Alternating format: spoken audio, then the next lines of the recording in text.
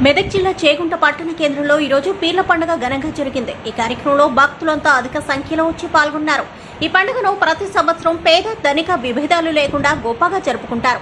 ఈ పండుగ ముఖ్యంగా ముస్లింలు, హిందువులు అనే తేడా లేకుండా అందరూ కలిసి చేసుకుంటారు.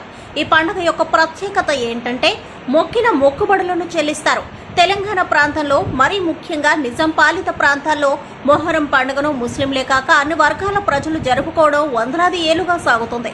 యాత్ర చరిత్రకారుడు ఏనుగుల వీరస్వామి 1830 జూన్ 29న నిజాం పాలిత ప్రాంతంలో ప్రారంభమైన మొహరం పండుగను తాను రచించిన కాశీయాత్ర చరిత్రలో అభివర్ణించారు.